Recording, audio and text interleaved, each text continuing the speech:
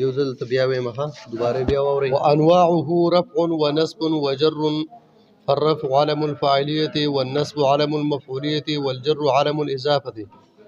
چې کله مصنف علیه رحمت فارغ شو د تعریف د اعرابونه او د حکم د اعرابونه، نو اوس شروع کړه په اقسامو د اعرابو کې.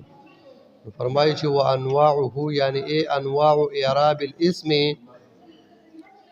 د هو ضمیر مرجع له مجامی صاحب راوویسته چې هغه انواع اعراب الاسم دی. نو فرمایي چې د اعراب انواع درې دي: رفع، نصب، جر. اعتراض شو په انواعه باندې چې مصنف علیه رحمت اقسامه ولې نه وي چې انواعه وي. نو جواب یې دا دی چې په دې کې یوه فایده وه. هغه فایده دا ده چې که اقسامه ویلې وی هغه جمع د قسم ده، نو بیا به د دې لاندې نور افراد نه معلومېده. نو انواع وي، انواع جمع د نوع ده، او نوع کلي ته وایي چې صادقي په ډېرو، خو لاندې د هغې نه افراد یې متفق الحقیقت والا. نو دلته کوم د رفع نصب جر لاندې افراد دي، نو رفع ځان له یوه نوعه ده د اعرابو، نصب ځان له یوه نوعه ده، جر ځان له یوه نوعه ده. رفع کله کله په ضمې سره لکه مفرد منصرف صحیح شو په دې کې، او رفع چې دا کله کله په الف ما قبل فتحې سره لکه تثنیه، کله رفع په یا ما قبل په ما قبل ضمې سره لکه جمع، کله رفع تقدیرنی، کله رفع په و سره لکه اسماء سته شو. او نسب چې دا ځان له یو نوع ده، د دې لاندې افراد دي. نسب کله کله په فتحې سره لکه مفرد منصرف کې، نسب کله کله په کسرې سره لکه جمع مؤنث سالم کې چې حالت نسبی تابع دي جری، او نسب کله کله په یا ما قبل فتحې سره لکه تثنیه، او نسب کله کله په یا ما قبل کسرې سره لکه جمع، او نسب کله تقدیرنی، او نسب کله په الف سره لکه اسماء سته کې. دغه رنګ جرم یو نوع ده، د دې لاندې افراد دي. جر کله کله په کسرې سره لکه مفرد منصرف کې، او جر کله کله په فتحې سره لکه غیر منصرف ته وګوره، او جر کله کله په یا ما قبل فتحې سره لکه تثنیه، او کله په یا ما قبل کسرې سره لکه جمع، او کله تقدیرنی، او کله په یا سره لکه اسماء سته کې. نو وګوره د هر یو لاندې ځان له افراد دي. هم بیا اعتراض شو چې مصنف رحمت دا رفع نصب جر ولې دې ته دا رفع نصب جر ولې وي. نو جواب یې دا دی چې ګوره یو اعراب چې دي کنه د دې ځان له نمونه دي: رفع نصب جر، ضمه فتحه کسره، او ضم فتحه کسره. نو دا رفع نصب جر ځکه وي چې دا اعراب د اسم معرب دی، او اسم معرب کې استعمالیږي رفع نصب جر. مبني چې دی نو په هغې کې ضم فتحه کسر خاص دي، او پاتې شو ضمه فتحه کسره. نو دا معرب او مبني دواړو کې استعمالیږي، لیکن مبني کې لږ زیات استعمالیږي او معرب کې استعمالیږي، خو علی قلتین. بیا دا اعراب په دوه قسمه دي: اعراب بالحرکت، اعراب بالحرف. اعراب بالحرکت چې دی نو دا رفع نصب جر ته وایي، اعراب بالحرف او الفیا ته وایي.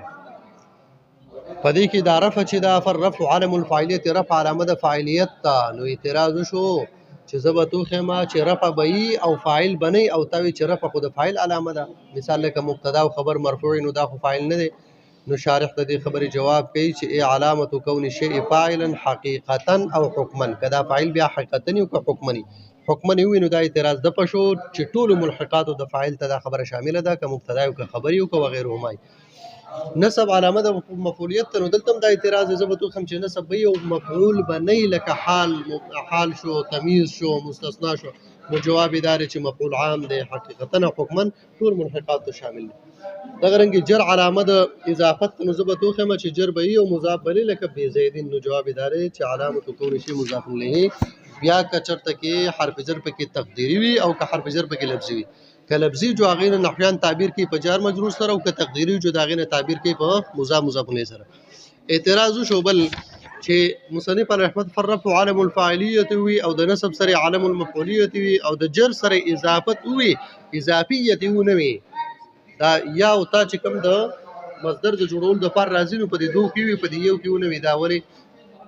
نو جواب یې دا دی چې فاعلیت دا فاعل لفظ چې دا په خپله مصدر نه و، بسبب لحوقه وتی مصدر گشت، او مفعول چې هغه په خپله باندې مصدر نه و، د دې سره دا یو تا ولګوله ملحق کړه، په دې باندې مصدر وګرځو.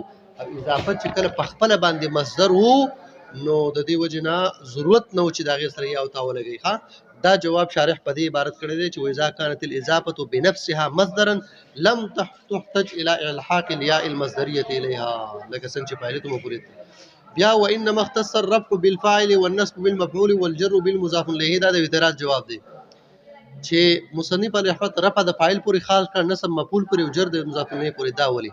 دا یې الټه کارول نه کوي چې دا رفع ورکړی مفعول له دا نصب ورکړی مضاف الیه. نو جواب دا دی چې لأن الرفع ثقيل والفاعل قليل لأنه واحد. رفع ثقيله ده وفاعل قليل یو دی بس یو حکم دی. نو فعوتي الثقيل القليل نو که چرته کې یو نیمه خبره ګران راځي نو خیر دی هغه که ثقيله مینو خیر ځکه چې کم استعمالي فاعل قلیل له او نسب چې دی نو دا په حرکاتو کې خفیف دی او مفاعل ډیر دی مفاعل خمسه نو د دې وجه نه فعوتي الخفيف الكثير